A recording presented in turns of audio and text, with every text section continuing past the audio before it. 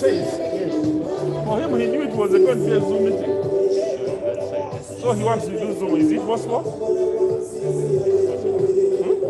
And he says he has slides he's going to present.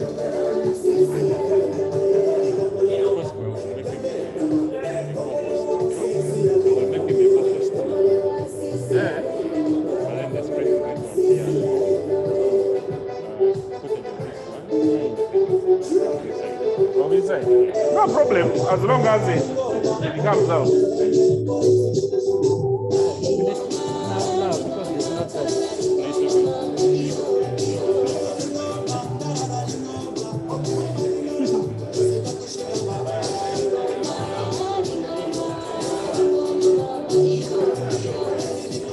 Are you ready now? No, we are the second person. So I've just told the other technical person. He's waiting for that. But wait by phone.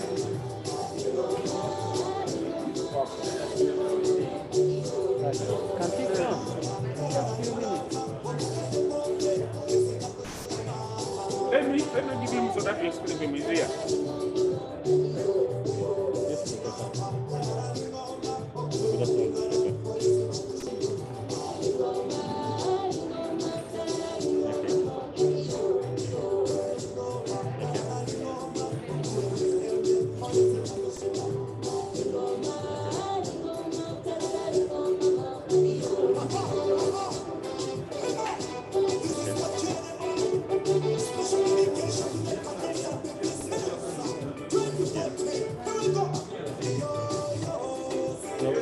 When you log in, all of them will be allowed, all of them will be automatically admitted. I would just want to know which one exactly you will be using so that I make you a co-host.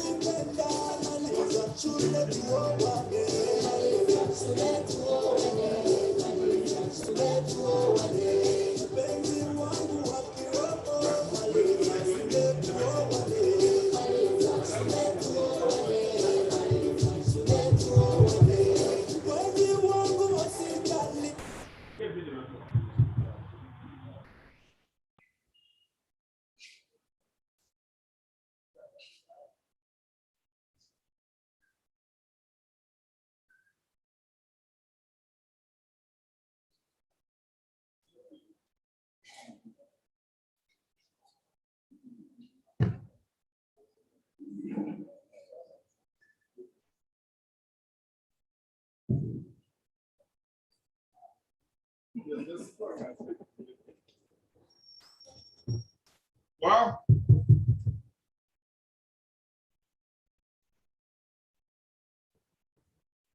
NRM boy. NRM boy. want to take this opportunity again to welcome the young people and our visitors, especially those that are online. Although we have an audience here,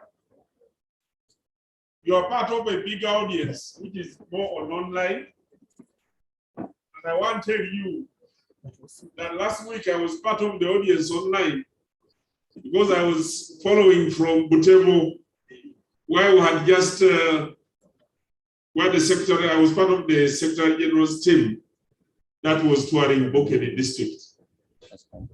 I followed some responses and the presentation by Comrade Bakari Kwira, and I want to tell you it was very, very interesting. Let me hope our technical team is archiving all these presentations, because time will come when we shall go through them, find out what is it that we're not doing right.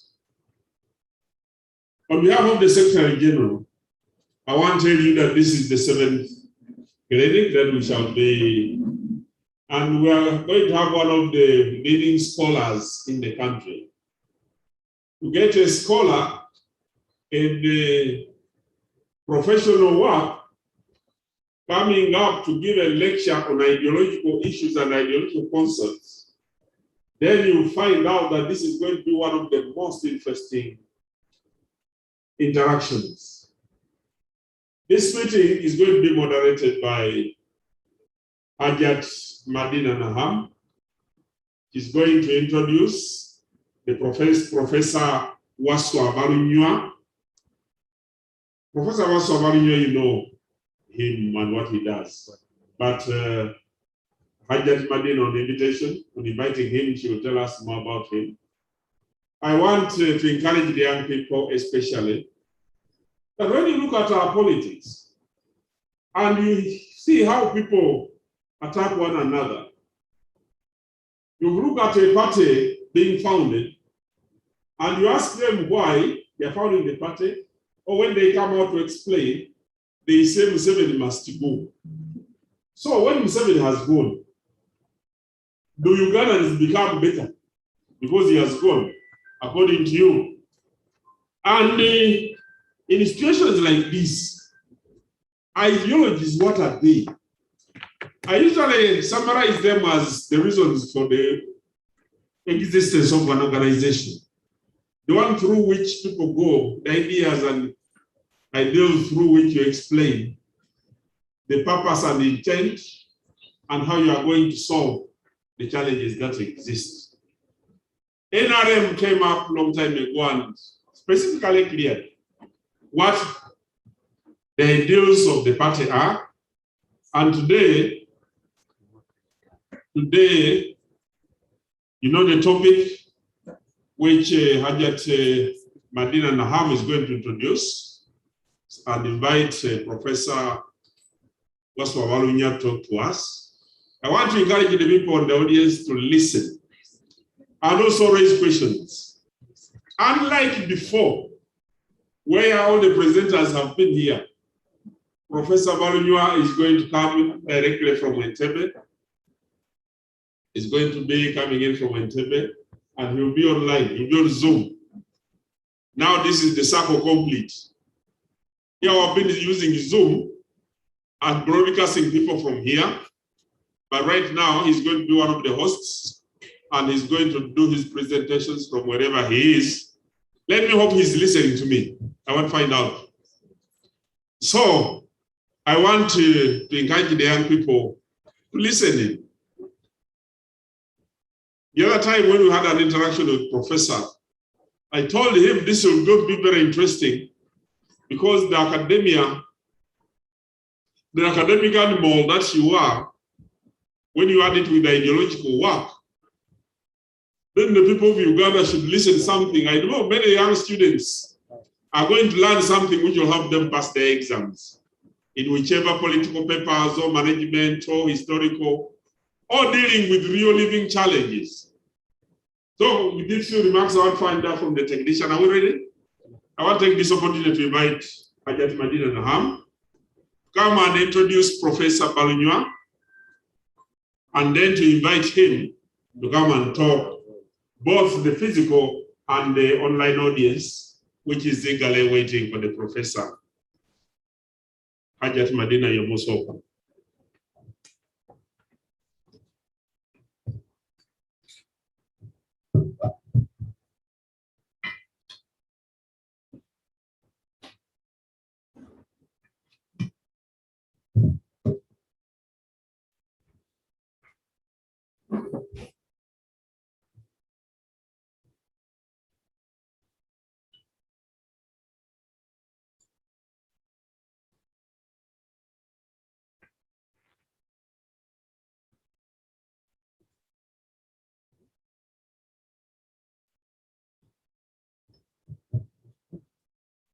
Thank you so much, Honorable Dombo Emmanuel Lumala, the NRM Director, Director Media, my senior colleague, Madame Alsemera. She is the EC Commissioner at the NRM Electoral Commission, NRM Secretariat staff, leaders from the various institutions of learning, NRM members and cadres present, our online followers, ladies and gentlemen, good afternoon. I'm Hajat Medina Naham. I'm the NRM Director of Finance and Administration. I want to thank you once again for being part of this very important session of our weekly ideological trainings. I think today is the 7th session we are going to have with you. And for today, we have a very important guest, Professor Waswa Balunywa, who is going to take us through a topic, unlocking the NRM's strategic ideological principles, a focus on Pan-Africanism. Professor Balunywa, I know many of us know him, especially those very many who may have gone through his hands. He is the principal at Makerere University Business School, Nakawa. He has been in the teaching profession for over 30 years now. He is majored in areas of, he has majored primarily in the areas of business administration, accounting, finance, and management. And in the recent years, he has focused more on teaching, researching on entrepreneurship, strategy, change management, and leadership. He has led several programs at Makerere University and many other institutions of learning in the country, in the region, and also the world. He is one of the architects who brought MOBS into existence. And we all now know what MOBS is known for, a center of academic excellence, especially in business-related or managerial fields. Professor Balunywa holds a PhD in entrepreneurship from the University of Stirling in the United Kingdom. He has a Bachelor of Commerce and a Master's in Business Administration from the University of Delhi in India. He has published several books, basically in journals. He has been a blogger, he's a writer, and an economist. Also a writer in social issues. He has been a member of the board of the Bank of Uganda, Uganda Airlines. He's an entrepreneur. He has worked with young people He has worked with all sorts of people. There are so many things I would have said, that because of time, briefly, this is what I can tell us about our presenter of the day. And without wasting time, I want to take this opportunity to welcome Professor Valunywa, first of all, for honoring our invite to be part of us today, but for him to come and share with us in a topic that I think we are all eager to listen to and learn. Thank you so much, Professor Valunywa. You are most welcome to take us through. Thank you very much, Hajat Madina Naham, for that wonderful introduction. We are all eager to listen to and learn. Thank you so much, Professor Valunywa. You are most welcome to take. Yes, technical person, there is an echo in the system. I'm going to kindly allow the Valunywa Foundation laptop to share slides. And I would like to thank Hajat Medina for that kind introduction. Emmanuel, thank you very much for the invitation. You know, I've been with you for a very long time. I should share with the listeners a secret that when Emmanuel was standing for Bill President in Makerere University, given his ideas, we supported him, and he successfully ran as president and ran his term. Those are fond memories. Emmanuel, thank you for not having let us down, that to that, you are in leadership and you are still trying to serve people.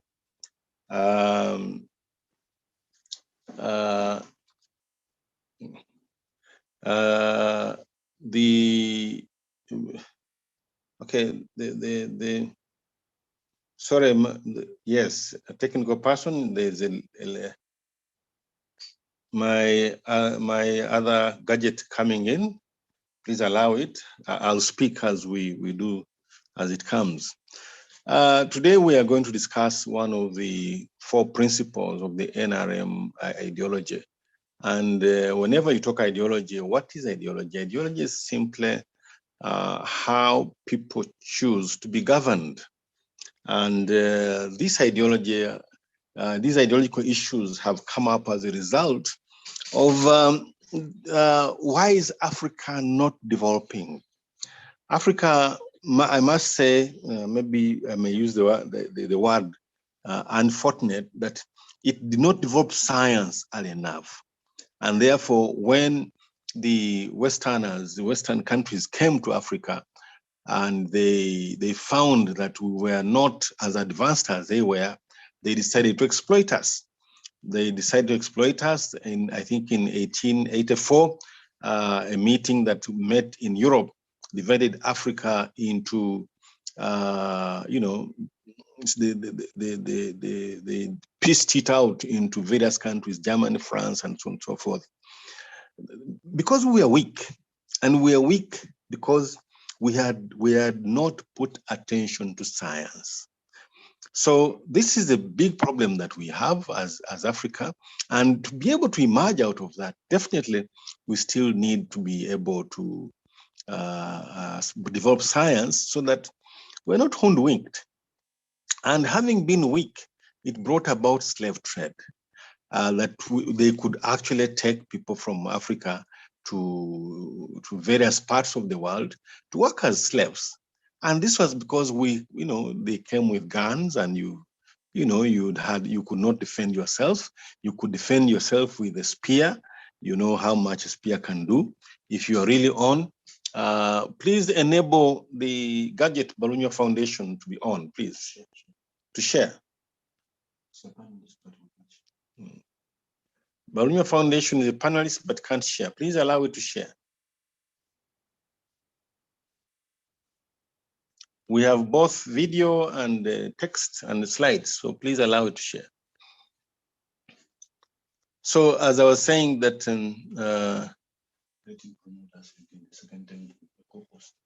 Technical person, please promote us again to co-hosts on the two gadgets. The second time, please. That's the way we'll be able to get in with our slides and videos. There might be small interruption as we speak, but I hope that can be done. So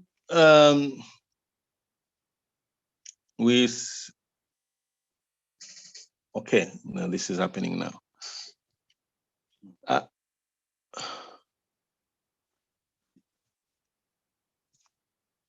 Technical person, please allow our gadgets to share slides.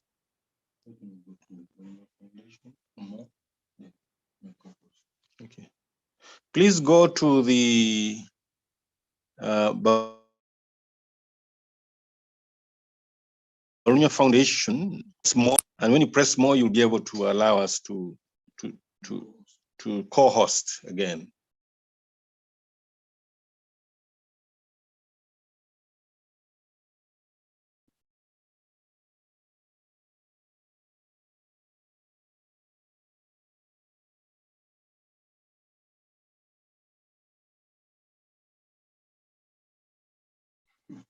Technical person, please go to the, oh, okay, we've got it now. Yeah, we've got it now. Thank you. Thank you.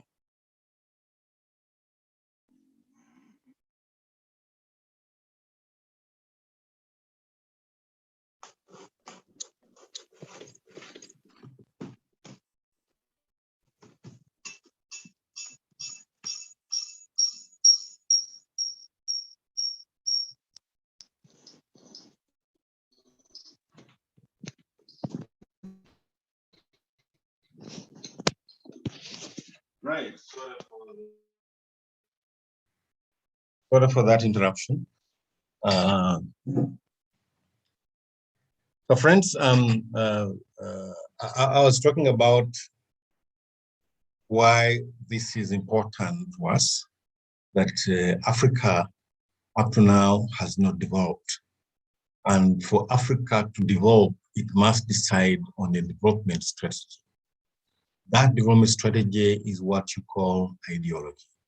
Ideology is simply how people want to govern themselves. What are the principles by which they'll govern themselves?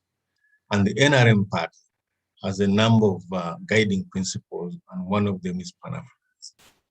So we want to understand what is Pan-Africanism, and so this evening I want to deal with Pan-Africanism and then be able to deal with the concept of Pan-Africanism as we see it in Uganda.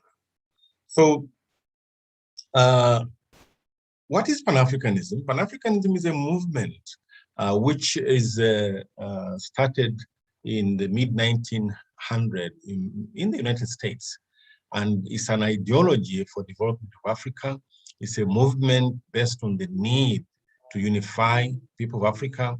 And it's based on the fact that people with a common interest, can they come together so that they can be in a position to develop themselves. And what is interesting is that in the United States, for 300 years, Africans were working as slaves. And during the period of Abraham Lincoln enacted a law, a declaration, freeing slaves. And what happened is that while whites were given land, Africans were never given land in the United States. And Martin Luther King raises these questions in his bid for racial equality in the United States. And so these Africans in the diaspora, today there are over 200 million Africans outside Africa, you know. And then in the mid-1900s, they started talking about how can we actually develop ourselves, because up to the mid-1900s, racial discrimination ended in the United States only in the 1960s. So in the mid-1900s, African Americans and Africans elsewhere were slaves, other than in their own continent. So these people wanted to come together to say, can we have a group that brings us together because we have a common interest, the common interest of being slaves, the common interest of being the underclass, the common interest of being the downtrodden.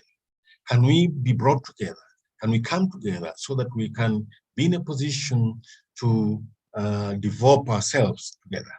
So the origin of this is part of the struggle to end enslavement in the United States, because like I'm telling you, segregation existed while slavery was abolished. It continued in various ways in the United States, and not until when Martin Luther King came up, in the 1960s, that actually there was a removing even signs that this is black only, this is white only. So the first conference that was held in July 1900, the Pan-African Conference, was held in Westminster Town Hall, and invited people to come together so that they can discuss the questions of native races and how can all these people come together to find solutions to the challenges that they experienced then. So this movement started at that time. It was intensified in the mid-1900s, and really it was about how can the black slaves go back to Africa. And even at some stage, the Liberia was created as a country for those people who were slaves and sent back to Africa. That's why you find that in Liberia, they don't have African names. Their names are largely white names which were adopted, given to them that time. And so the Pan-African movement, you can say, is the precursor to the OAU, the Organization for African Unity, which was formed in 1963 as African countries became liberated, and today it has been transformed into the African Union. So Pan-Africanism, simply that movement of Africans or people in Africa or people with a common interest wanting to come together because they realize that they cannot develop unless if they come together. And with slave trade, with colonialism, which led to imperialism, Africans up to now continue to be poor. There's a lot of debate. You will find some people saying, you've been free for the last 60 years, but why are you blaming the whites? Because that imperialism and slave mentality continues up to date. And I'm going to show you some video, which, possibly I'll tell you my position when I get these videos and you see what is it that is happening around us? Why is it happening like that around us? So that is the Pan-African flag, and those are the 54 African countries, and this has a population of 1.4 billion people, the same as China. And China, because of its population and attention to science in recent years, has emerged as an economic superpower. People are saying the next is Africa. It will not happen unless if Africans are able to unite themselves. So that call for uniting is the only way Africa is going to be able to evolve. Because for reasons I'll tell you, we can't evolve unless if we address these issues which are with us. So the founders of Pan-Africanism, of course, in the United States, is Martin Delaney, Alexander Crummell, Edward Biden, Marcus Garvey, all these, some of the pictures of these people who were really talking about, Pan-Africanism, uniting Africans together so that they could address their common challenge of poverty, address the problem that Africans have. And in Africa, the founders include Leopold Senghor, Jomo Kenyatta, Kwame Nkrumah, Patrice Lumumba, Milton Obote, Azikwe in Nigeria. And I hope that as I read these names, you know where they're coming from. The tragedy is that our young people today, if you talk about Jomo Kenyatta, then they say, well, where was he born? In South Africa or something like that? And in Julius Nyerere, Abdul Nasser, Thomas Sankara, and in recent years, Yoweri Museveni, Robert Mugabe, and Nelson Mandela Among others, I've just highlighted some of those who have been very passionate about the union of Africa and as a way in which Africa can develop itself.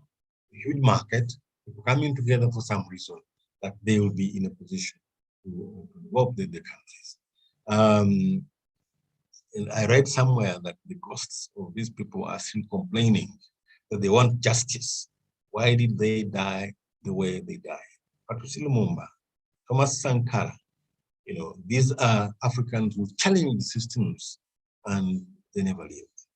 This points to some of the challenges that you see in the development of Africa.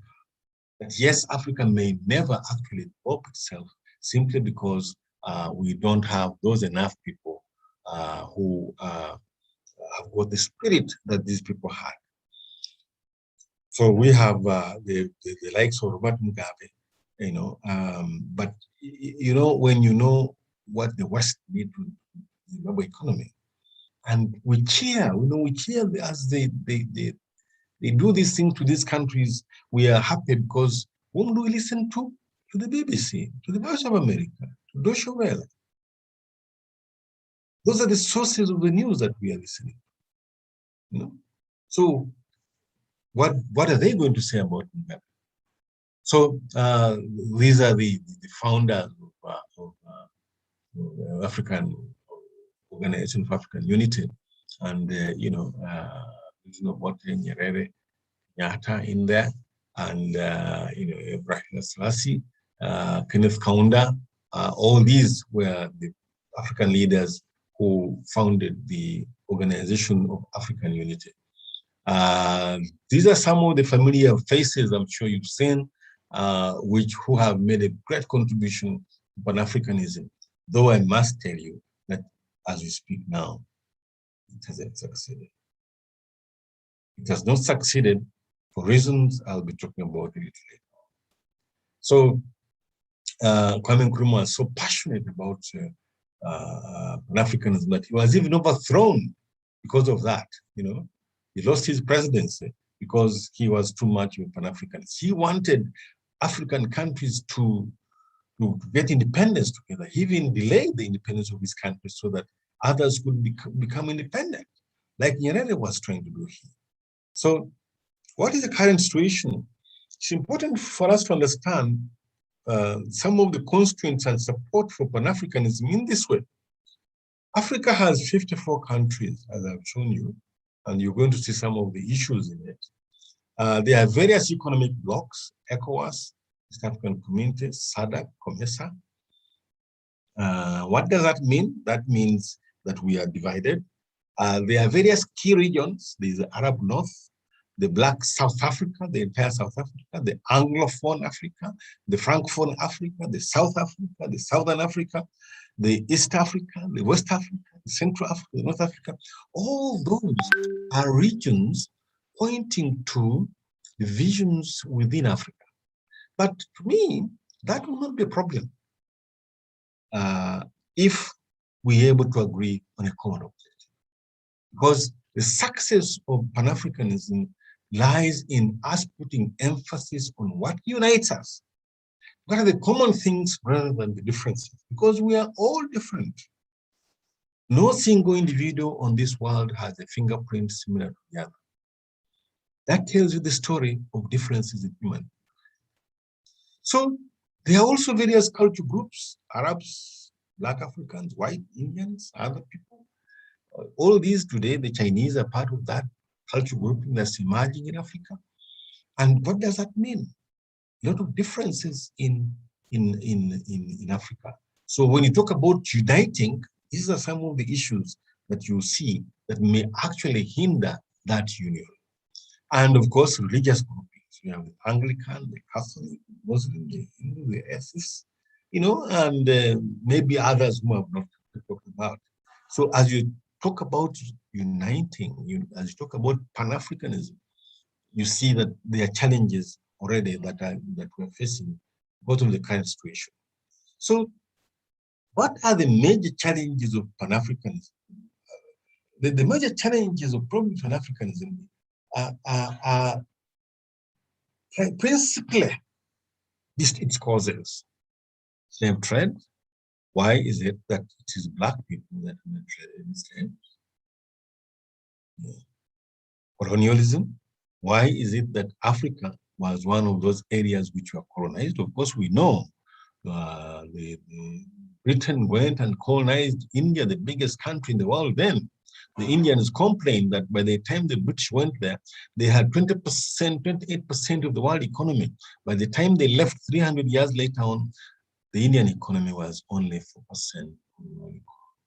So they believe that what Britain did was deindustrialize it. No? But Britain, India suffered imperialism and colonialism like the West. And while we got independence, we think we've got rid of colonialism, we have never got rid of imperialism. While we got rid of slave trade, which was physical taking of people and making them work somewhere, I think globally, the issue of economic enslavement continues, be it in the United States, be it in Africa, be it in India, be it in China. Economic enslavement continues. So we may have seen that, physical enslavement of people working, as working for free, for others. And it's a shame that even many American presidents who remember in history had slaves in their background. So these are the principal challenges we've had with Pan-Africanism. And the very reason why Pan-Africanism has failed and continues to fail. Listen to Jeffrey Sachs.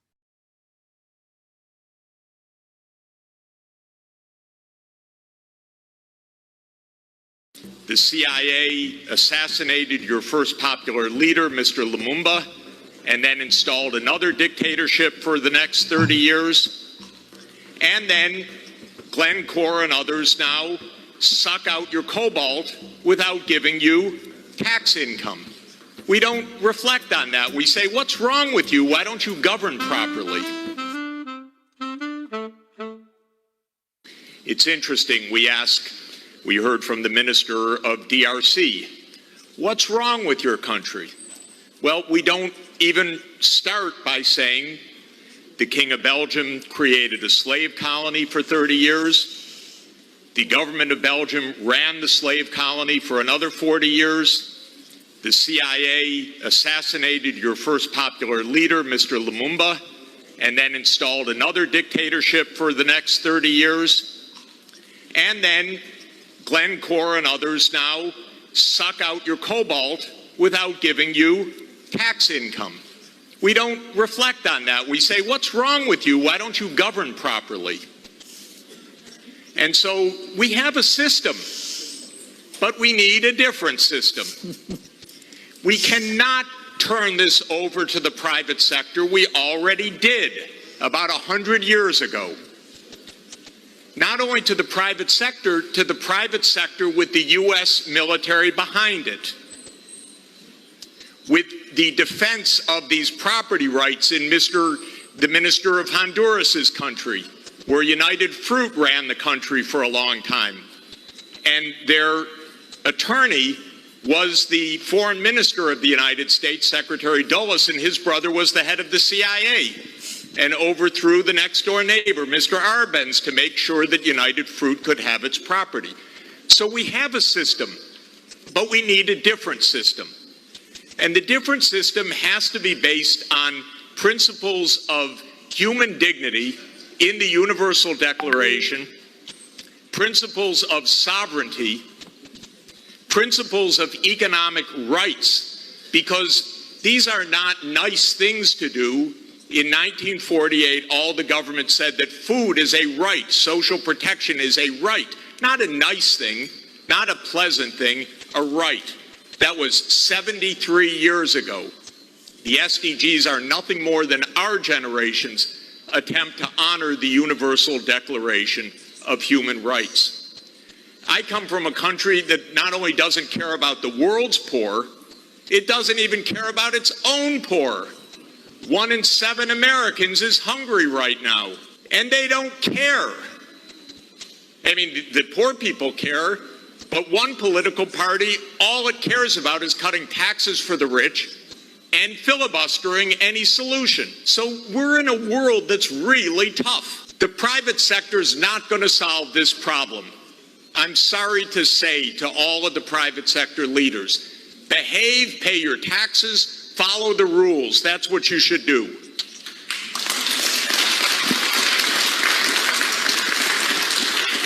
And what the governments should do is the following. They won't, but they should. First, the G20 should become the G21 by inviting systemically the chairperson of the African Union and the African Union to be the 21st country. The European Union is a member of the G20 as the EU. If you add the AU as the 21st for the G21, you add 1.4 billion people to representation at that crucial event. That will change decisively the discussion because 1.4 billion people are not at the table for finance right now, and they need to be. So my first recommendation is the G21. I love the G20. Add one seat, 1.4 billion people with the AU represented. Second, we need an order of magnitude change of development finance. The rich countries just borrowed $17 trillion for COVID. The poor countries, nothing. Because the rich countries can borrow at 0, and the poor countries pay 5 or 10% coupon rates or have no access at all.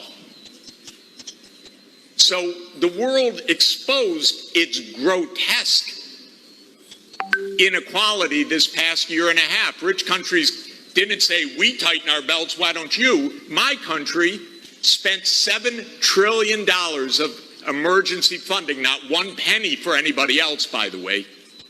$7 trillion, it didn't even cross the imagination of the US Congress to include a few crumbs for the rest of the world. But the poor countries cannot borrow. That's what we should have heard from the World Bank. I didn't hear that from the World Bank. I didn't hear real numbers. Real numbers are in trillions right now because the world economy is 100 trillion a year. But we don't talk about real numbers. But my job, all I know in this world is long division. Divide by 100 trillion and then see whether you're talking about something real or not. By the way, for COVID vaccines, what we really need is for the United States to sit down with China, with Russia, with the European Union and the UK one day around the table and allocate these vaccines rather than hoarding them. That's all it would take. The final thing is we need the UN as the core and central institution of this world, period. Because this is the only way we're going to have a civilized world is a strong UN. And it cannot be that the whole UN budget is less than my neighborhood's budget in New York. The UN core budget this year is $3 billion. New York City's budget is $100 billion. And then we say, why don't things work well? Because the rich are hoarding everything. Final point, rather than our 3 billionaires going in space, well, they could go into space and stay there and leave their money behind. That would be one idea. But another idea is we have 2,775 billionaires on the current list. Their combined net worth, 2,700, is $13.1 trillion. Now, I have it on good authority, you don't need more than $1 billion to be comfortable. But they have an excess of $11 trillion over just the $1 billion. So we should be taxing that and having a civilized world. Thank you. Jeffrey Sachs. This was Jeffrey Sachs setting the tone. I hope that you enjoyed that. I like it when he said these billionaires who are going up to space, can they just remain there and get this money to change people's lives? Now and again, I support some of these people you find in Labu country, 100,000 for an operation. And these billionaires are going up in space, really, on the tour of space. Yeah, well, we need science to develop, but as Jeffrey Sachs, this is an eminent professor of economics in the United States. And what is he saying? What is he talking about? Why was Patrice Lumumba assassinated? Why was Dag Hammarskjöld assassinated? The former United Nations General Secretary.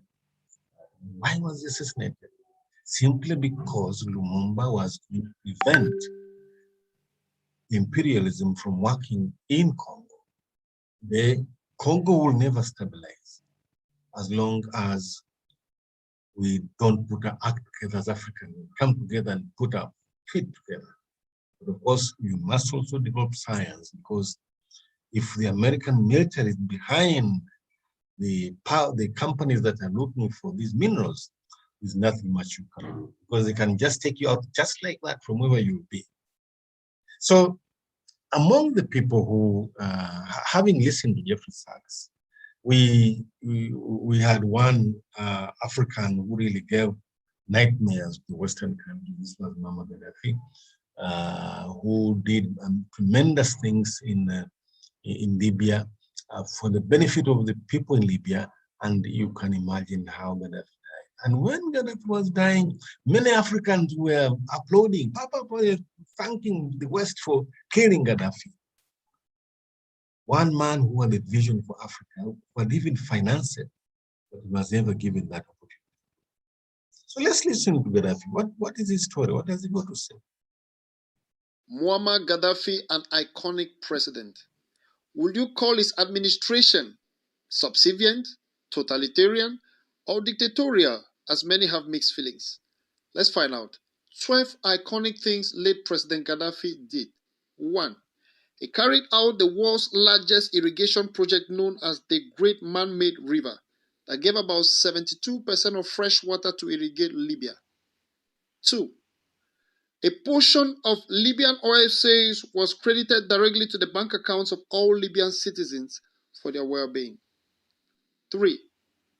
After birth, all nursing mothers will receive a sum of $5,000 for upkeep. 4. During his administration, loans were given to all citizens at a 0% interest rate. 5. During Gaddafi's administration, electricity tariff was totally free. 6. All newlyweds in Libya received $50,000 to acquire a home and start up a new family. 7. For every acquisition of a car by a citizen, the government subsidized the payment with about 50% of the purchase. 8. If Libyans couldn't find the education or medical facilities they needed in Libya, the government would fund a trip abroad and pay a sum of $200 to $300 monthly for accommodation and car allowance. 9. Libya had no external debt, and her reserves amounted to $150 billion globally, which is now all frozen. 10. If Libyans wanted to take up farming as a career, they receive farmland, they receive equipment, seed, livestock, all of this for free from the government. 11. If a Libyan was unable to get employment after graduation, the state would pay an average salary of the profession as if he or she were already employed. Interesting. 12. Education and medical treatment was all for free during Muammar Gaddafi's administration. Now, would you call his administration dictatorial? Simply because many don't have a clue about what he did. Ebot Peter is my name. If you want to get more interesting videos on truths about life, subscribe to this channel called Hear the Truth. Bye-bye. Yeah, so here was one great Pan-Africanist who tried everything possible to bring Africans together, but he could never do so because of the three things I've talked about. These three problems of imperialism, colonialism, and slavery. Jeffrey Sachs tells you that 1 out of 7 Americans are economically enslaved. 1 out of 7. So this enslavement continues even in our midst. So listen to one of these great who talked about how to develop Africa, and of course there the debate is different, but let's listen. Even now, that a developed country, but there is a tremendous commitment by the state. Don't listen to this nonsense that the state should give up the direction of the economy. It's nonsensical, and we have so many stupid leaders who think you can develop a country, that somehow you can hand over the development of your country to something called private enterprise, unregulated. Unaachia tu basi. Maneno ya kipumbavu. Nani wameacha? Who had done it? The Japanese have not done it, the British have not done it, the Germans have not done it. They will be meeting in Halifax in June. They'll be meeting in Halifax. What for? To drink tea?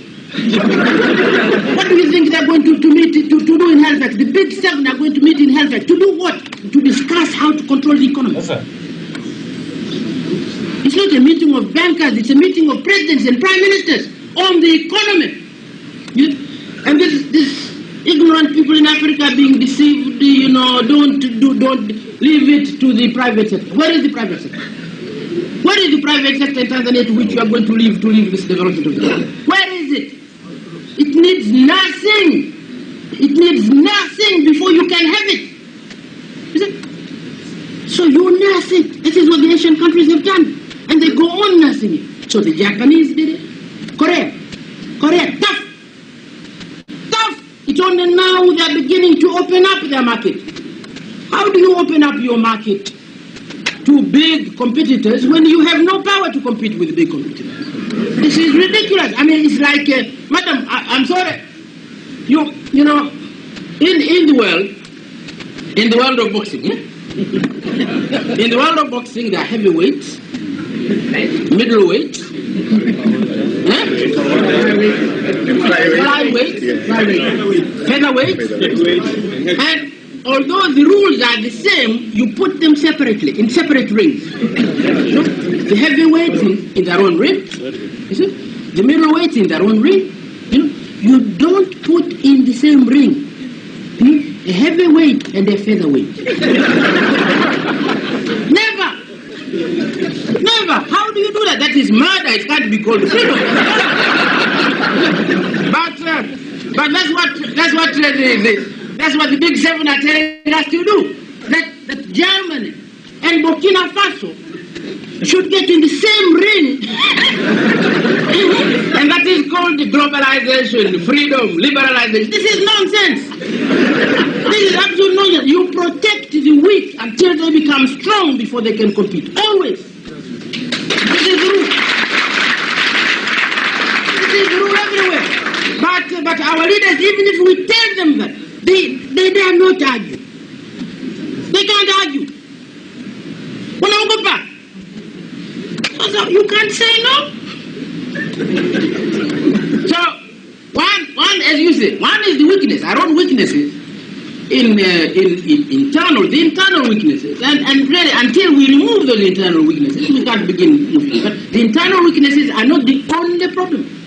The problem is this pressure from the rich that we should open up our markets for competition. I'm told we have opened now here for banking, for instance. Banking.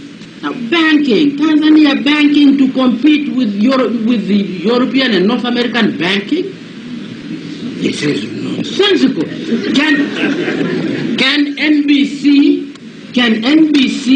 Is NBC free to open a branch in New York? NBC? Can NBC really open a branch in New York? So when you are saying, let's be treated equal, are you really saying that this equality will give NBC an opportunity to open a branch in New York? This is rubbish. Absolute rubbish. So there you are with the great Pan-Africanist. Rest in peace, Mwalimu Julius. He had that burning desire to see Africa. And unfortunately, by the time of his death, he had moved from the position he had earlier. And of course, Tanzania is developing, but he is asking, where is that private sector? This is Africa's everywhere. Where is that private sector? You can see our private sector has been filled with other people. Yes, they are creating jobs. So if we are content with that, so be it. Now, here is a video of one of our African scholars, Professor Lumumba, PLO Lumumba. I do not necessarily agree with him in this, because in a sense, he belittles African leaders. And African leaders really don't have much choice. You can't say that they have a lot of choice on some of these issues. For instance, we need now money to buy vaccines. And what we do, you need the money because you don't have it. So what you do, and the whole of Africa is like, if you go to see who has borrowed money from IMF, World Bank in this coronavirus pandemic, at times, it's the poor countries who are borrowing at 7%. The rich countries, as you heard Jeffrey Sachs saying, are borrowing at 0%. Let's see what PLO Lumumba is saying, which as I'm saying, some words I agree with him, but most of the others.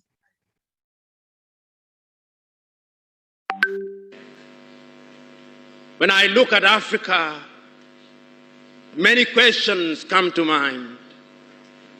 Many times I ask myself, what would happen if Mwalimu were to rise up and see what is happening? Many times I ask myself, what would happen if Kwame Nkrumah and Patrice Emery Lumumba were to rise up and see what is happening? Because what they would be confronted with is an Africa where the Democratic Republic of Congo is unsettled. There is a war going on there, but it is not on the front pages of our newspapers, because we don't even control our newspapers and the media. As I speak to you, the Central African Republic is at war, but we talk of it only mutedly. As I speak to you now, in South Sudan, the youngest nation in Africa, the Nuer have risen against the Dinka. As I speak to you now, Eritrea is unsettled. As I speak to you now, there is unease in Egypt as there is unease in Libya. In Niger, it is no better. In Senegal, in the Casamance, is no better. In Somalia, is no better. Africa is at war with herself. This is what they would be confronted with. They would be confronted with an Africa which statisticians and romantic economists say is growing, but which in truth is stagnated. That is the Africa that they would be confronted with. They would be confronted with an African which, as Professor Mlama intimated in our presentation here, is an African which is suffering from schizophrenia. He does not know herself. They would be confronted with an African whose young men and women have no interest and low love for their continent. They would be confronted with an Africa where young men and young women are constantly humiliated at the embassies of European countries and at the United States of America as they seek the almighty green card. They would be confronted with an Africa where young men and women from Niger, Nigeria, Senegal, Mali, and Mauritania drown in the Mediterranean as they seek to be enslaved in Europe. This time round, Africans are not wailing and kicking as they are being taken away to be enslaved. They are being seen wailing and kicking as they seek to be enslaved in Europe and America. This is the tragedy of Africa. They'll be confronted with an African where people have lost their self-pride. An Africa where Africans are not proud of their things. An Africa where in the hotels of Dar es Salaam or Nairobi, even food has foreign names. When we fry potatoes, we call them French fries, even when they are fried in Dar es Salaam. That is the Africa that they would be confronted with. They would be confronted with another Africa. An Africa which does not tell her story. An Africa whose story is told by Europe and America, the CNN, Radio Deutsche Welle, Radio France. That is the Africa they would be confronted with. They would be confronted with the young men and women who have no pride in Africa. When they want to enjoy themselves, they sing the praises of football teams from Europe and America. It is Manchester United. It is Arsenal. It is Real Madrid and Barcelona, not Yanga, not Mufulira Wanderers, not Gor Mahia, not FC Leopards. No. That is the Africa that they would be confronted with. They would be confronted with an Africa which does not enjoy its theater and drama. That Africa celebrates Leonardo DiCaprio. It celebrates Angelina Jolie and Brad Pitt. The Africa does not celebrate Genevieve Naji of Nigeria or Rita Dominic or Lou Jacobs of Nigeria. It does not celebrate Bongowood or Nollywood or Riverwood. It celebrates Hollywood. That is the Africa with which they would be confronted. They would be confronted with African women whose greatest source of joy is cheap grade B Mexican soap opera, La Patrona, La Mujer de mi Vida, The Rich Also Cry. Why must we remind ourselves of these realities? Because throughout the ages, the battle has always been the battle of the mind. And if your mind is conquered, then you are going nowhere. And that is why in the ages of enlightenment in Europe, the great René Descartes said, cogito ergo sum, I think, therefore I am. And therefore, if Africans are to begin to make a contribution in their affairs, Africans must begin to think. But the question is, are we thinking? We have universities in their numbers. Tanzania has universities including Dar es Salaam. Nairobi has universities, as indeed Kampala, as indeed South Africa, Johannesburg. We have all these universities. We have engineers. But our roads are not being made by Tanzanian civil engineers. It is the Chinese who are present in this assembly who are making our roads.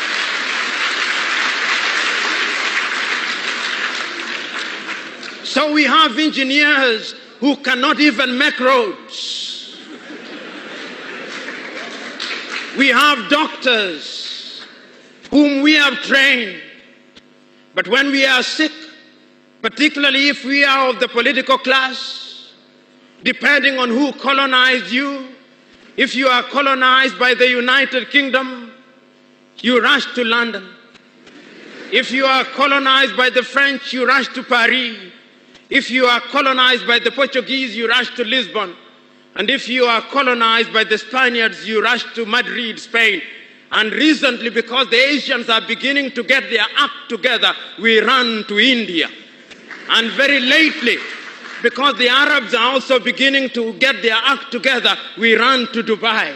Notwithstanding that we have the Kenyatta hostels of this country, the Muhimbilis of Tanzania, the Chris Hani Baragwanaths of South Africa, and the Mama Yemos of Kinshasa in Zaire or the Democratic Republic of Congo, but we have no faith in our doctors.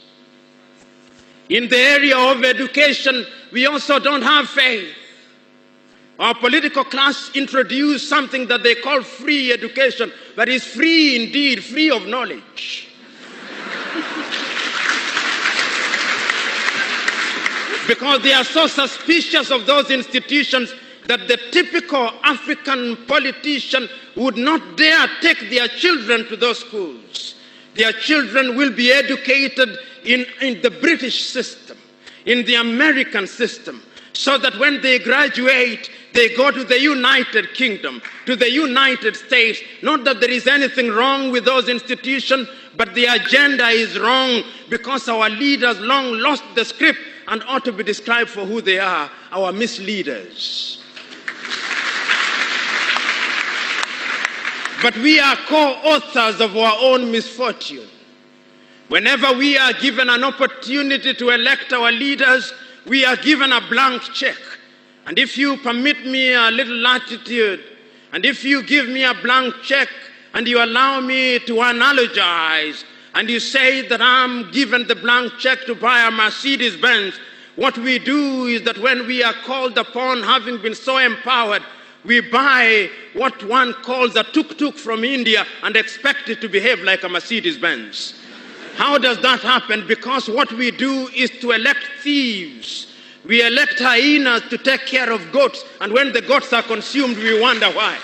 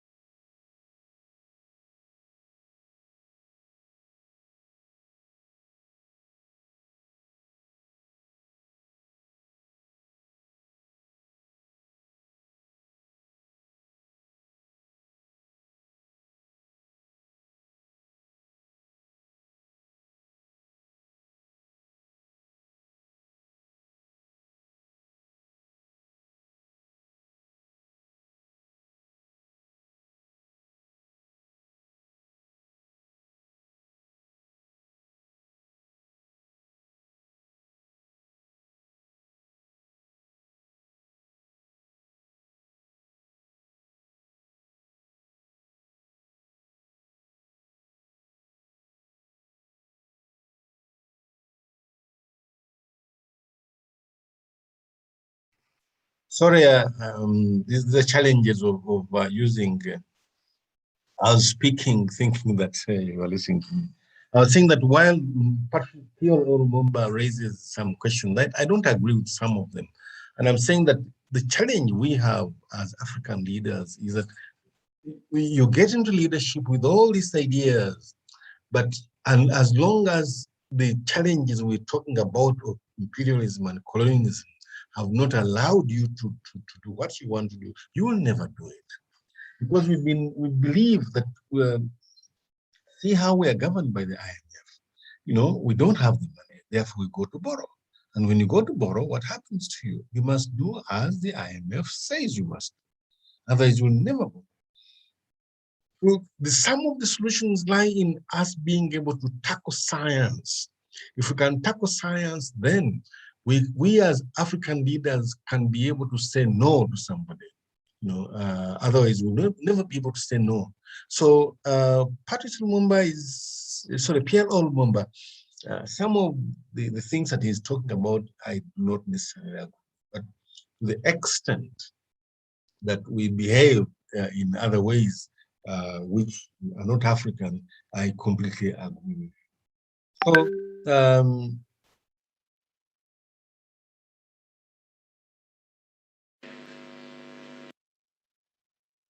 right.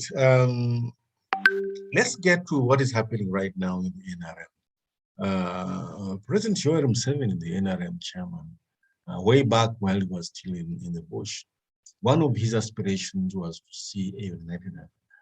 And indeed, in the 10-point program, he talks about this.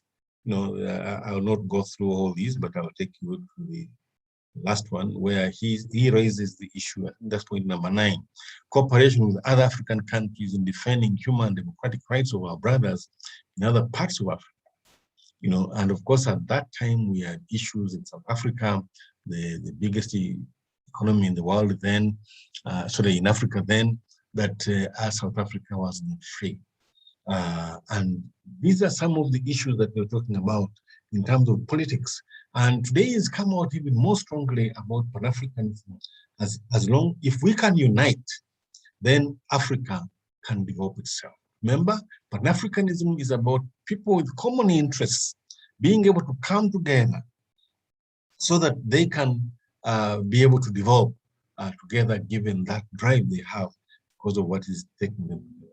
And the current party principles, when you read through you'll be able to distill these 4 areas: democracy, patriotism, Pan-Africanism, and socio-economic transformation. And today we are talking about Pan-Africanism as a key principle, a key foundation in the NRM governance principles, that if we're going to govern this country, we should be able to use Pan-Africanism as part of our ideological orientation, that we want Africa to develop together. We want to see poverty end in all parts of Africa. The question is, has imperialism allowed you to do so? And the answer is no, it hasn't. And so we must find the solutions to this.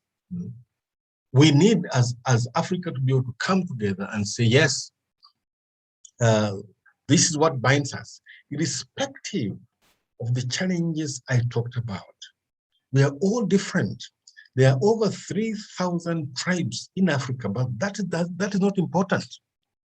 As long as you put emphasis on the things that unite you, as long as you see you have a common destiny, because Africa has been exploited. All of it has been exploited. Look at what happens in the Arab world. The Arabs too have been exploited. As long as you do not allow the Western countries taking your resources, you can't be able to govern. So as long as Congo has all these resources, Congo can never stabilize very well and enjoy democracy and enjoy socio-economic transformation, because it has that challenge. So the NRM principles embedded in the way NRM does its business is the concept of Pan-Africanism, the concept that yes, we have a common destiny as Africa, we are colonized, we can come together despite our differences. The fact that somebody speaks French and we speak English should not be a cause for us not to trade together. The fact that somebody practices Anglican and they practice Catholicism as a religion should not be a cause for us not to trade together. The important point is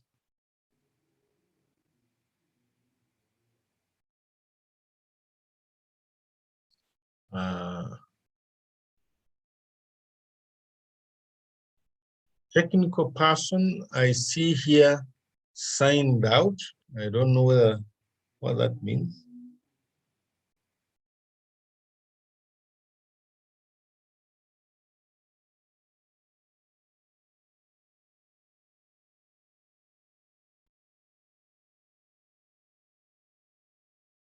Ajati, can I hear you speak?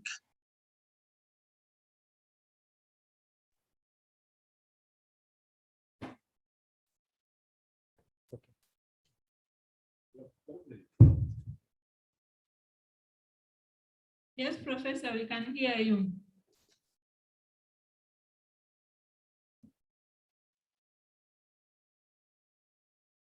Hello?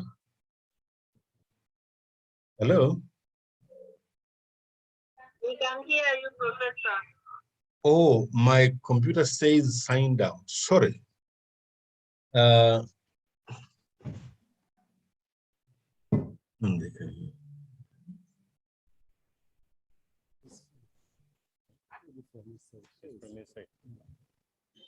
Hello? My computer was saying I've been signed out, so sorry about that. Yeah, okay. We can hear I'm you. looking back to if we are going to develop as Africa, we need to be able to come together. But look at what is happening in Africa. We have this coronavirus pandemic, and every East African country has been trying to do its own things. Look at what is happening between us and Rwanda. For the last, I think, 20 months or so, the border between Uganda and Rwanda has been closed. And these are artificial borders. We have Rwandese in Uganda, we have Rwandese in Rwanda. Africa should develop a vaccine, but every country is trying in its own way to develop its own vaccine. This can't work this way. Kenya has been importing maize from Mexico when there's a lot of maize in Uganda. Kenya is importing sugar from different countries, and yet there is a lot of sugar in Uganda. And we have the East African community, an intention to come together to share our resources. So if we do not tolerate one another, if we cannot trade with one another, then the dream of Pan-Africanism will never work. And that means that Africa cannot develop, because you cannot develop as a single small country. Because it is true that, look at the AGOA agreement. Who has signed the AGOA agreement? And what are the consequences of this? You talk about in the press, but go behind that agreement. And you're going to see that if you don't agree with it as a country, you may not get what is supposed to be benefited. But where are the benefits? Where are the benefits when Africa cannot get out of importing old clothes? These are some of the challenges that we're experiencing right now. That Pan-Africanism is dead. Pan-Africanism has failed because we ourselves as leaders are failing. And we are failing because we are being failed. I do not subscribe to the fact that African leaders have failed. Yes,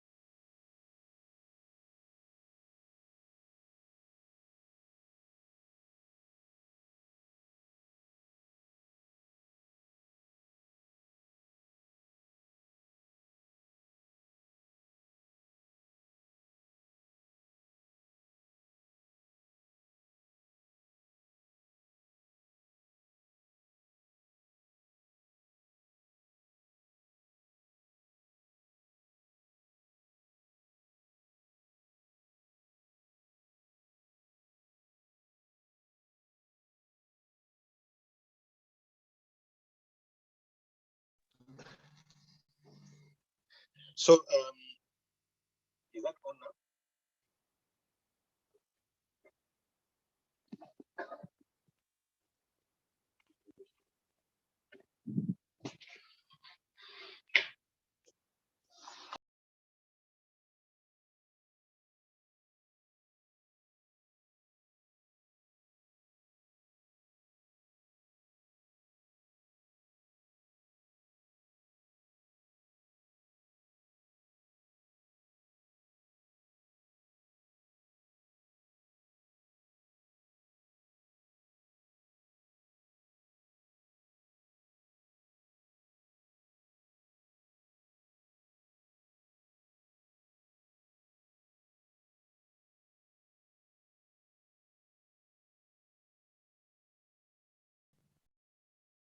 Okay, so sorry, this technology at times causes a lot of confusion, but I hope that we can be in this together. And so I was saying that we have a big challenge in Africa because one, we are manipulated.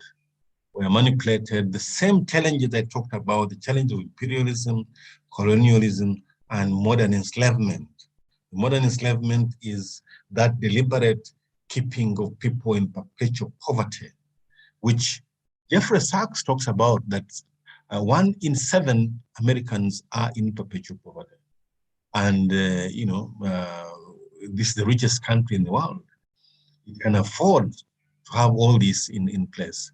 So you find that we as East Africa are not even talking to one another. I made a reference to the Uganda-Rwanda border being blocked for the last 18, 20 months or so, because of the challenges that you know. I'm talking about Kenya not being able to import our maize.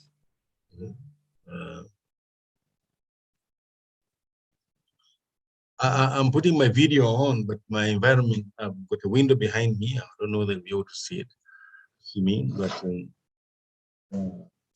the light.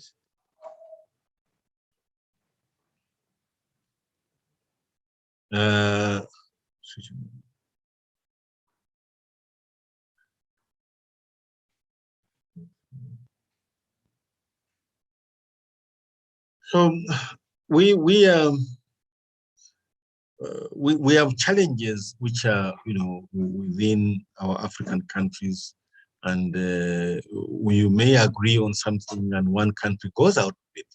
So you wonder, why has one country gone out of this agreement, which you think should be creating wealth in the among the different countries?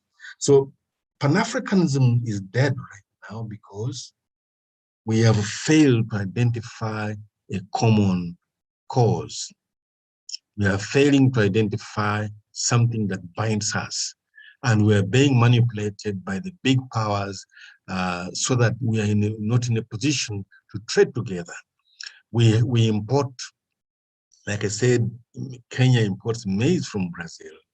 And when you go to find out why does it import maize from Brazil, you hear that possibly, I can't say for with certainty, that it's possible that some politicians are in the process, and not that they want to punish Ugandan farmers, but they want to be able to make some money out of it themselves. So these are some of the challenges that we are seeing in terms of developing Pan-Africanism, and the diversity we have in terms of tribes, religion, color is probably not important as long as we agree on the rules of behavior, as long as we agree on what is it that binds us together, as long as we agree on our common cultures, that these are the cultures that we have at the moment, which will enable us to be able to trade. If you go to the Uganda-Kenya border, you're going to find that you have the Samyas in Uganda, Samyas in Kenya. Go to the Rwandese border, Rwandese in Uganda, Rwandese in Kenya, in Rwanda, Congo. So really, some of these differences in terms of nations are, superficial. The deception, which is intended to simply, I think one person calls it divide and rule, is intended to ensure that people are not together. And when people are not together, which was used very, very effectively by the British, keep the colonies, then you'll be in a position to succeed in governing these countries. So Pan-Africanism, the way ahead for us, one, we need to agree on a common agenda.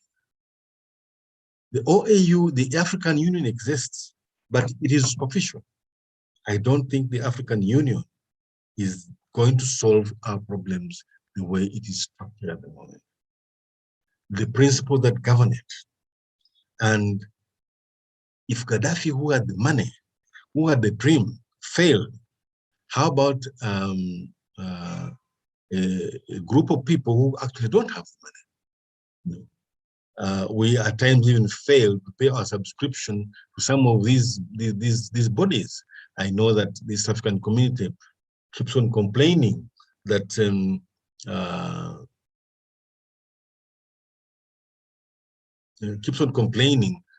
the Uganda or one of the countries has not paid up its subscription. And at times we even fail to pay, for instance, for games. We fail to take teams out to play games because we don't have the money for that. So what are we looking for? We're looking for socio-economic transformation of our nation. And the NRM government has said that it will be guided by the 4 principles: the principles of patriotism, the principle of Pan-Africanism, the principle of democracy, and the principle of socio-economic transformation. Today, we are simply discussing one of them, the principle of Pan-Africanism, that if Uganda is going to transform, it must work out relationship with its neighboring countries. It must work out relation with Africa, so that Uganda can take benefit of trade with the neighboring countries. Uganda is Kenya's biggest market. Kenyans produce and export Uganda, but Kenya does not allow Ugandan goods to go to Kenya. There's the case of the milk, the case of the maize, the case of eggs. All these are challenges that we're experiencing as nations. And this is arising from the fact that there are weaknesses in us as leaders that we fail to see. We fail to have that common vision, that if we are going to develop as Africa, we need to come together. So we need to, as African leaders, we must come together and agree on a common agenda. That common agenda includes trade, it includes education, it includes health, it includes business. Most important is the ability of Africa to run business so that they can trade within the same nations. I've said we failed to take advantage of the coronavirus pandemic, put our minds together, our researchers together, and our money together to develop a vaccine. And today we have got to borrow money to buy a vaccine. It's so expensive. It was never in our budget that we're going to buy vaccines.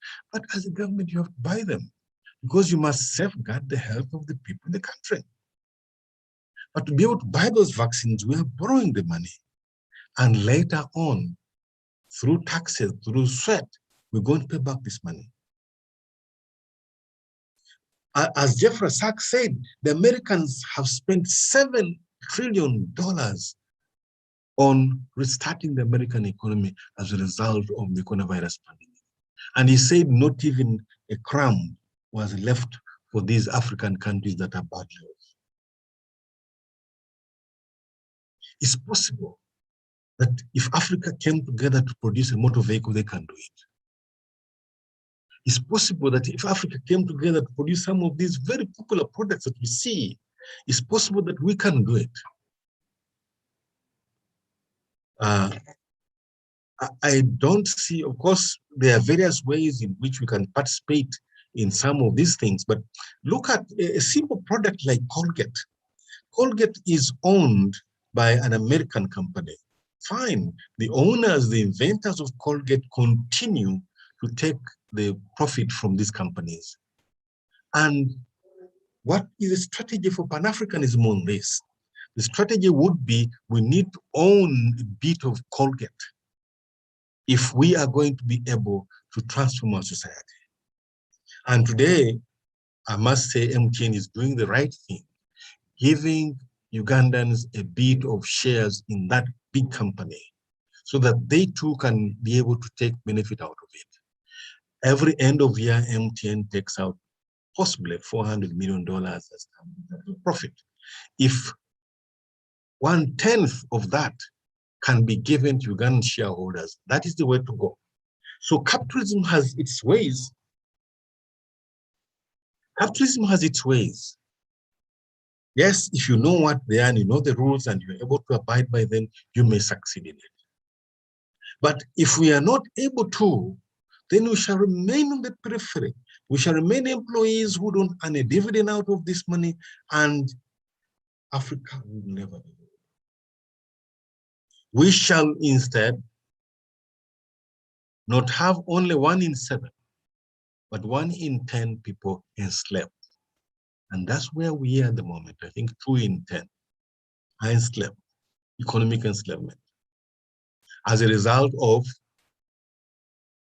our inability to get proper value from our coffee, as a result of our inability to get proper value from our tea, as a result of our inability to get proper value out of our gold and all these other things.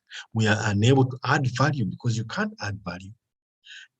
It is known, it's a well-known fact that some time back when the European Union signed agreements with Africa, the SEP agreements, exporting processed coffee to Europe attracted a tax of 200%. However, exporting raw coffee attracts only 10%. It is true that Africa could export heavy vehicles to Europe without tax. But who produces heavy vehicles in Africa? So as long as we cannot come together as one group of people with a common destiny, common problems, then Africa cannot evolve. So the NRM principle of Pan-Africanism is the right principle. But we must work on it. We must work on it, work with our neighboring countries to be able to make them realize that the dream of African economic emancipation lies in us working together. So I would like to thank President Museveni for his foresight in including Pan-Africanism as a key principle to the development strategy of Uganda. Thank you very much, ladies and gentlemen, and I hope that you were able to do a few things from this. Back to your host for the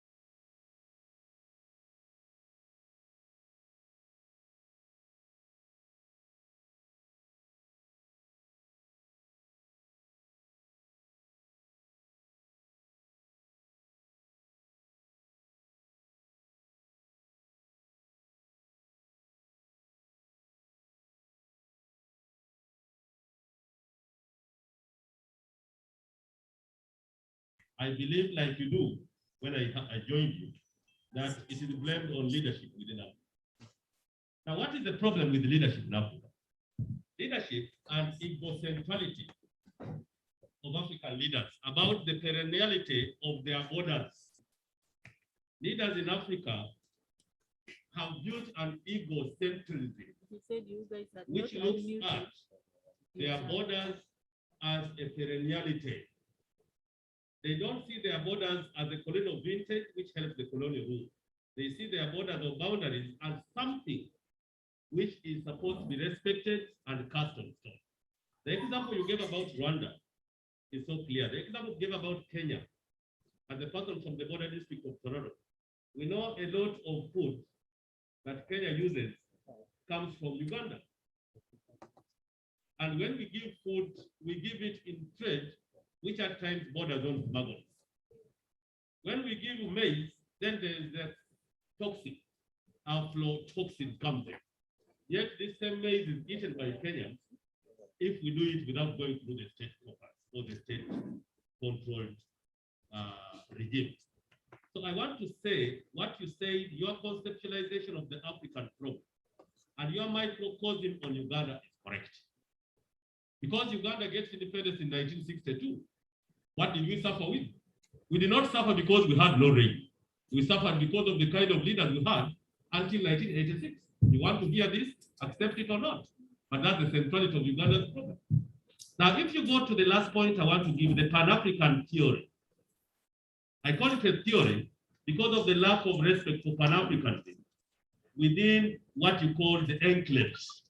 The first enclave we have is the Arab North. You know, the Arab North at times feel they are not part of Africa. They feel they can do better collaborating and working with the immediate Europe that's above the Mediterranean Sea than Africa. Then until 1994, we also had the White South. Call them the Rhodesians, call them South Africa before the apartheid rule ended, which did not want to do anything with Africa in commonality. Then we have the Middle Africa. As an historian, I define the Middle Africa as that fragmented part remaining, characterized by civil wars and coups up to recent, characterized by weak leadership and interstate conflict. So to me, the Pan-African issue is well thought of, but the conceptualization and the grasp within leaders is poor because leadership is the problem. I want to support your cause by saying to me, your concept is professional, right? And your animal is that you cannot do it very well. Thank you. I wanted just to give a word of thank you. Thank you very much.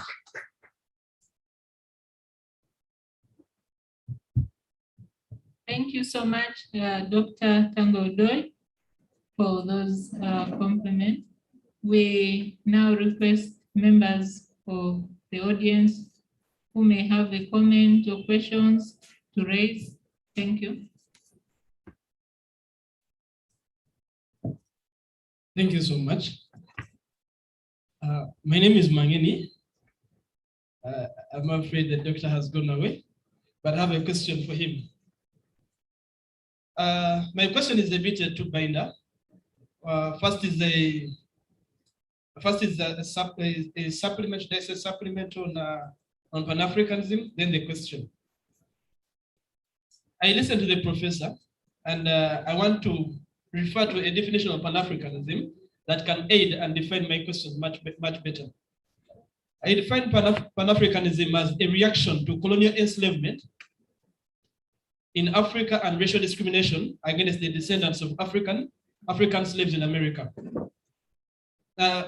With that reaction, the imperialists thought that if Africans put Pan-Africanism forward and went through, it would cause havoc to them.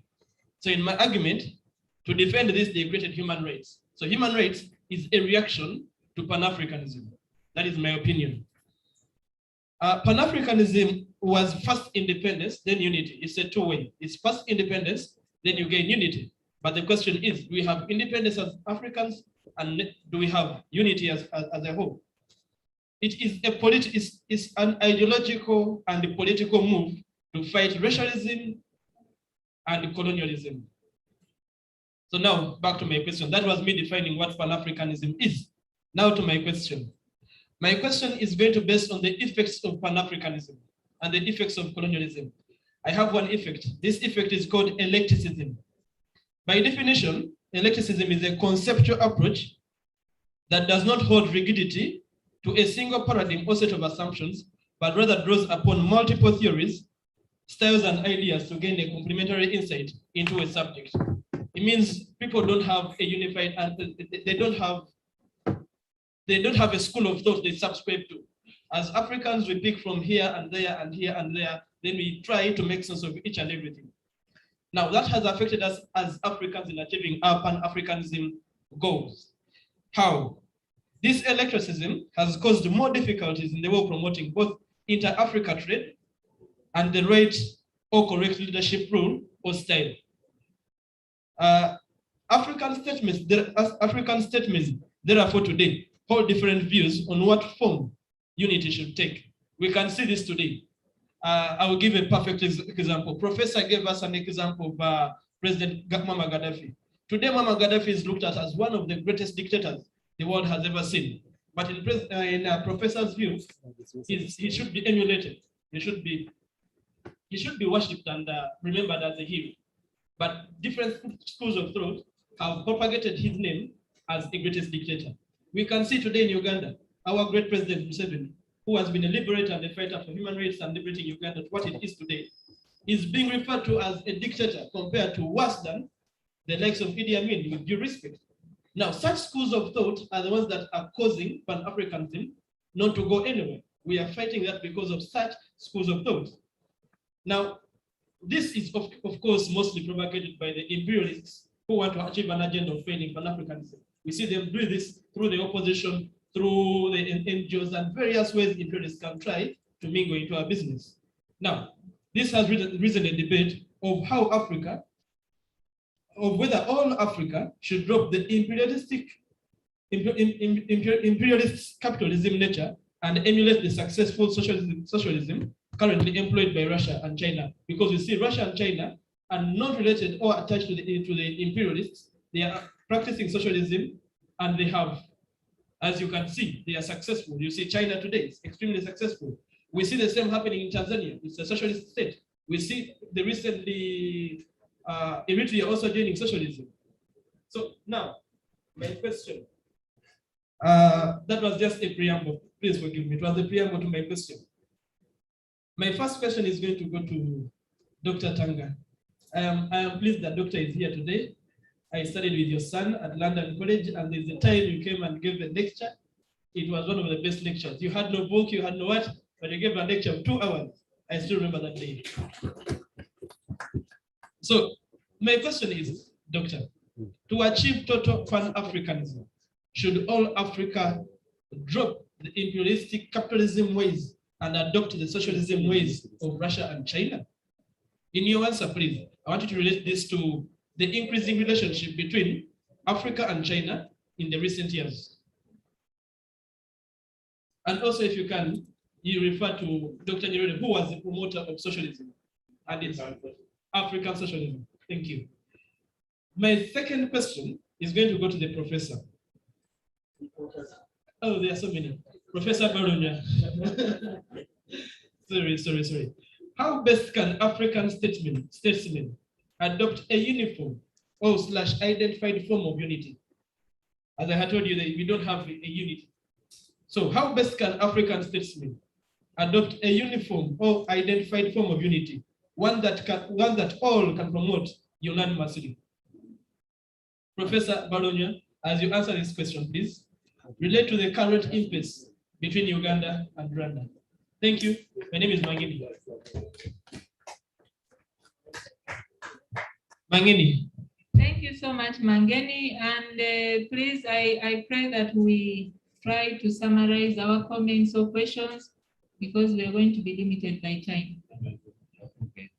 Thank you. My name is Samuel Bakuma, student at Makere Social Development, testing for at least the Secretary for Information and my question goes straight to the Professor Pagnia. When the imperialists came to Africa, Africa was divided by boundaries. That's why we find the survey in Uganda and in Kenya, in DRC, and of course in Uganda.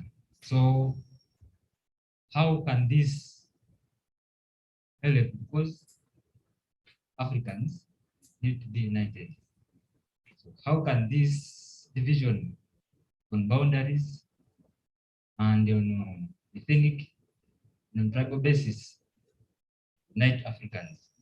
Because currently this has divided Africans. Okay, thank you.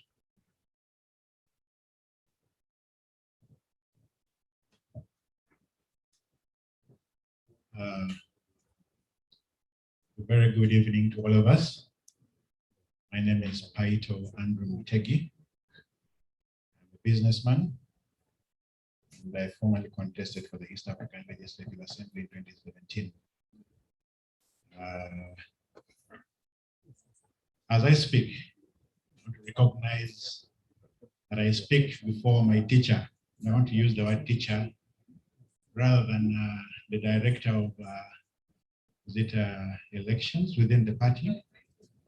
Mr. Tangodo, you taught me in Normally High School, and I strongly recognize that.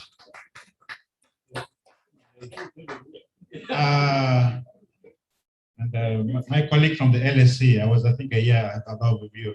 You came after me, and I was together with your son. I think we welcomed them with the LSC. When I hear the challenge of African countries failing to identify that which unites them, it beats my understanding. How come Uganda, with how many tribes, we are managing to unite and move forward as a country? What is the problem with Africa?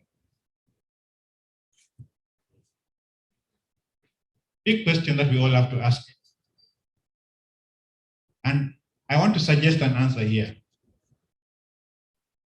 That without a political framework for all these things to happen, to fight imperialists, to deal with slave trade and its current way it manifests, without a political mechanism for Africa to unite, we shall still be asking the same question: what happened to us? We are failing to what? To deal with the issue of unity as Africans. As I was watching the videos that Professor Balunya shared, it occurred to me that in the 1900s, those that were pushing the Pan-African agenda were actually Blacks. Then a video that seemed to suggest that the discussion was happening during the COVID or post-COVID period was an agenda that you see being pushed by the white folks. I am not a racist. I want to ask, now that agenda of Pan-Africanism, they want to invite the African Union to the table. Who is inviting us to the table? What conditions are we going to have to dance to? In Africa, we eat kalo with the hands. If we go to that table, won't we be asked to eat kalo with forks? So we as Africans, we must wake up. Who is inviting us to the table? Why don't we invite, the world to our table, and change this dynamic, change the narrative, yeah? And, my last point is that I was seeing we called it the party's core principles. And one of them was democracy. And I still struggled with that issue, that bit of it. The rest I'm okay. Patriotism, Pan-Africanism, socioeconomic transformation, I am okay with that. My issue with democracy is that the same democracy is a construct of the West. My expectation, therefore, is to see within the secretariat here, even if yes, we are moving with the construct of the West. Let there be a body within the secretariat that is now thinking deeper. What is that unique thing that we can pursue, which is not necessarily democracy, yeah? That we need to get our country out of this. Yeah? So these are my humble thoughts. I believe many other people will contribute, and I'll be happy to comment if there's any opportunity. Thank you. Thank you so much. One, preferably a lady, and thank you so much, Madam Chairperson. Protocol observed. Thank you so much, Professor Balunya, for the productive discussion we have had with you this evening. Personally, I have concerns about religion and Pan-Africanism. We all know that most of the religions, when we talk about Islam, when we talk about Christianity, these are religions which were brought to us because of colonialism. So as Africans, we have been having traditional beliefs, we have our own, way of worshiping God, but then they always tell us, we are doing evil. And so my concern and my way of things, and as a Pan-Africanist, Professor Balunya, I would request you to have something to say about that. My quote is, or my question is as follows: the people of Africa belong to several races and great many linguistic groups and as well as belong to several local regions. Besides that, there are more world religions: Christianity, Islam, Buddhism. These are believed by some to have been introduced to Africa as a way of taming the African spirit and further showing how inferior Africans are and their gods and what they believe in. So they are referred as inferior and as ungodly, what Africans believe in or they worship.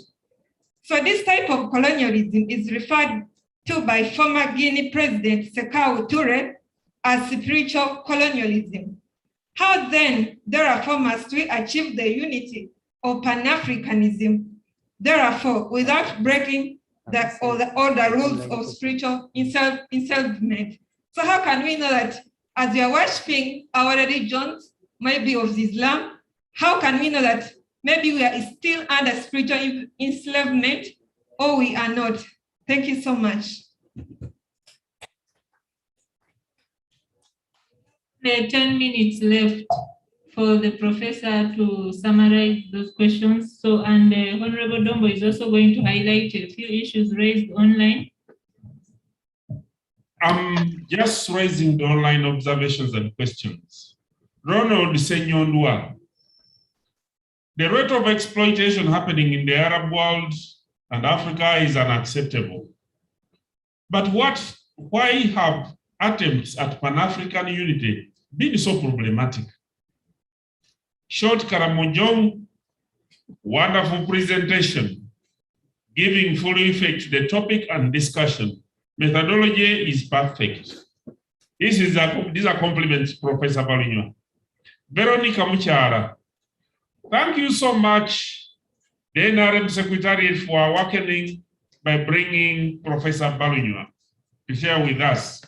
He is a straight person for sure and can outwardly express and articulate ideologies of national importance. Thank you, Professor Balunya, for being a Pan-Africanist, more so in the education and economic area. David Conrad Siona from Malawi, Lilongwe, says, just want to appreciate Professor Balunya for the balanced manner in which he presented his ideological subject matter with clarity. Greetings from Lilongwe in Malawi. These were compliments. We thank you very much. Thank you, Professor. And back to you, Hajet. Thank you so much, Honorable Dombo. I think we welcome Professor back to just, Professor Tanga Odoi. To just say one or two things, then we welcome Professor Balunya to summarize and we close. Thank you. Thank you very much. First of all, I want to thank you for this organization and Professor Balunya, my senior, for being on spot. I want to thank the cadres for your contributions and for the compliments you've given me. Honorable Dobo was asking, where did I teach? Honorable Dobo, you were asking quietly here, Tanga, where did you teach? I tried to teach. Wherever we find a person who wanted to pass history, I would teach. A teacher, The second thing is, the question directed to me was out of a very philosophical underpinning. He asked,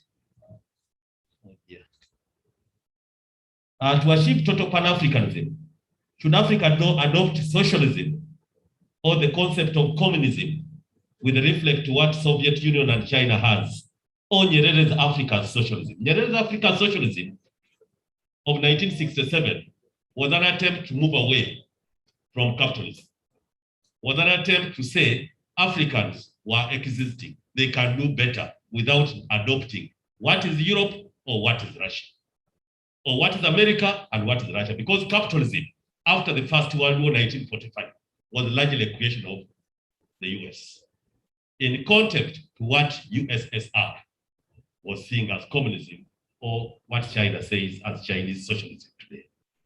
Now, can Africa achieve total Pan-Africanism or should they adopt, can they adopt the socialist tenets? I think Africa needs its own grace. Africa needs its own ideology. That's why I quite think at school days, I was a member of UPM. S3. I was a member of UPM. If you see the Obote, the famous Obote chase out of Jinja Secondary School where I was, we were part of it with the DP. Now, when we came out, we thought we should actually come out of the old parties and create our own route. Now, when the NRM comes with the movement system, which was a creation of a new route, then the pressure comes on them and we go back to political party. I think Africa needs to create its own democracy and its own systems. To the extent that every election we have to go and vote and do this, the European model, I think the Secretariat, where we belong, should start thinking of creating a new way of handling our people without necessarily causing two divisions or divisions within ourselves. The lining up, it has been criticized by Europe. When we adopted lining up as a concept and a method in NRM, it was criticized completely as a flagrant of democracy. We said, go ahead, but that's our democracy. And we need to go the head on. So I think Africa needs its own statement of fact, so that others also follow us. Why don't we start something and they also follow? Why don't we look at the Gandaism during colonialism? You bring chicken from Soroti to Buganda, it becomes Nkoko Nganda. That is a strong nationalism of Buganda to make sure they think they're the only ones who own chicken. So why can't Africans have their own aspect of Pan-Africanism, aspect of democracy, and aspect of governance? I still give credit to the President Museveni. I give credit without fear or favor. He allowed us to think outside the box. The Secretariat now is allowing us to meet and do this. When we decongest these clinics and take to the countryside, we might have a model as a Secretariat to give the people and we move on. And who amends the constitution of NRM? The members of NRM. They can amend their constitution, adopt a kind of democracy for other Africans to admire. Thank you.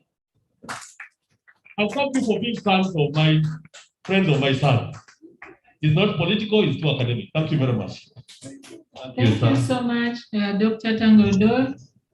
Because of time limitations, we would straight away welcome Professor Walunywa to summarize some of the questions, comments raised.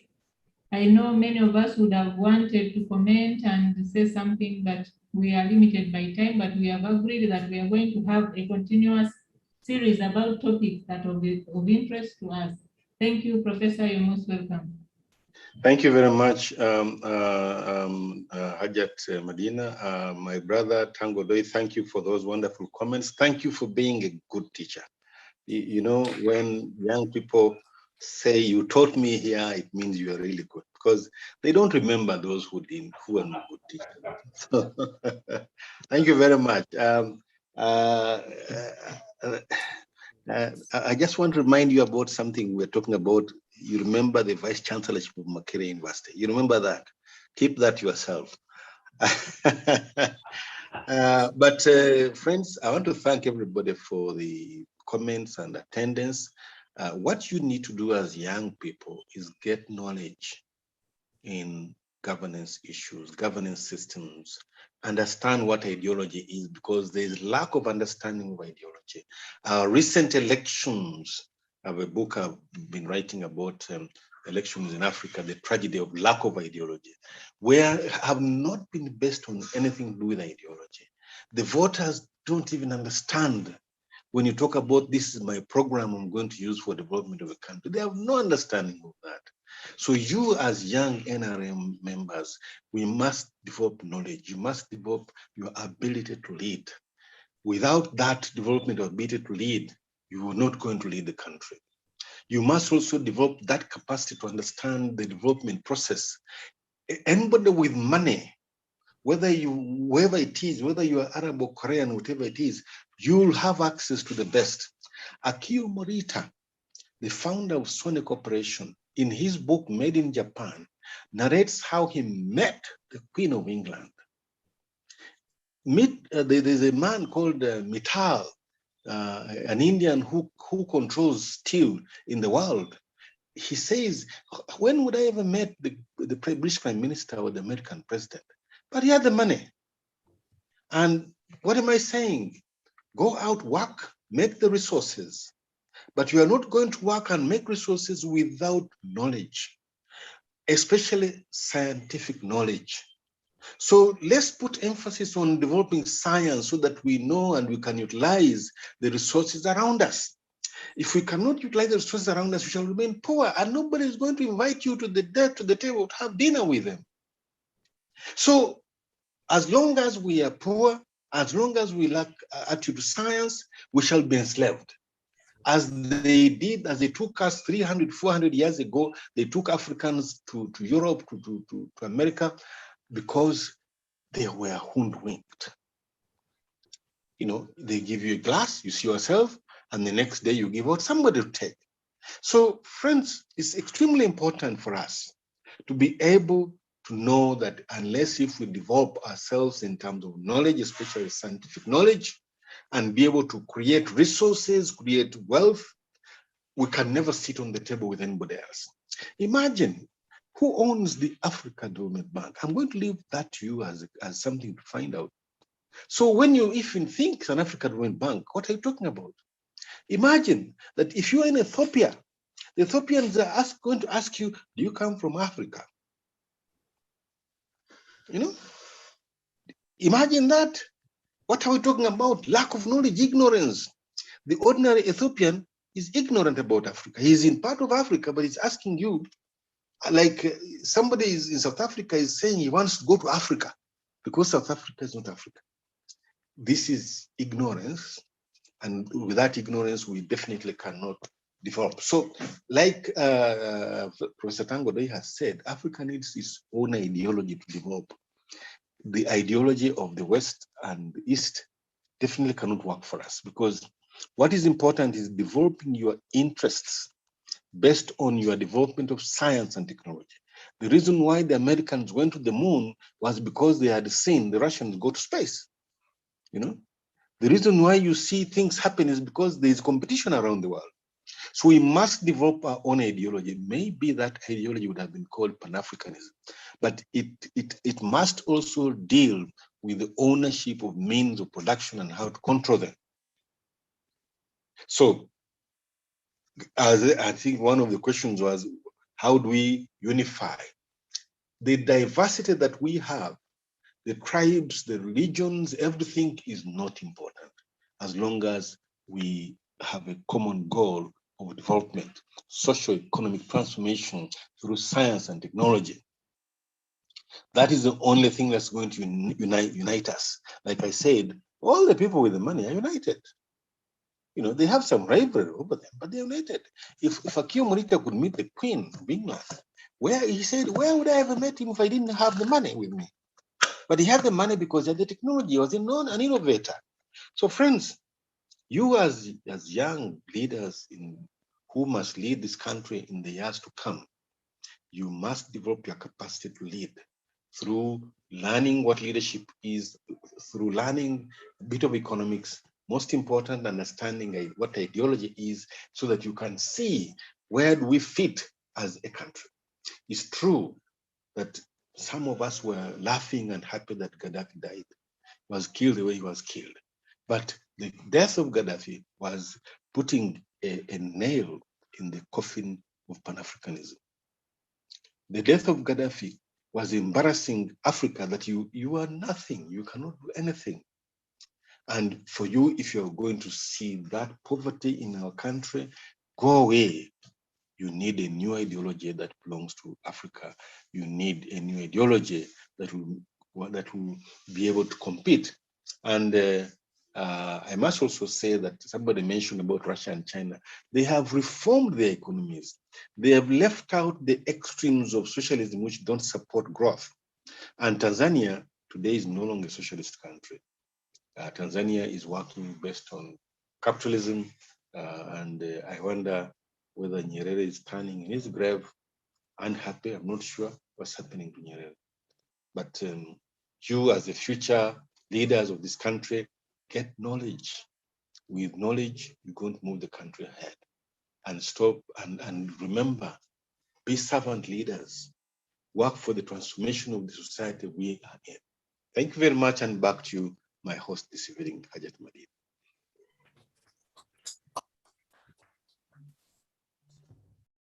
A bigger round of applause for Professor Baluna. Thank you so much, Professor. We can't really thank you enough for your time and knowledge you've given us this evening. We thank Professor and Dr. Tanga Odoi too for coming in, and you know, it was a flow from a professor to a professor. So we really had a wonderful time here, enjoying a discourse from two highly knowledgeable people, and also colleagues who gave in comments here and there. Thank you so much. Members of the NRM Secretariat, top management, the chairman EC, once again, thank you for being with us. Commissioner Ali Semera, thank you for being with us for this time. Fellow Director Emmanuel Maladombo, thank you for your time. And our followers online, you're always making this very, very interactive. So many comments have come in, but we didn't have time to read all of them. Thank you for keeping with us.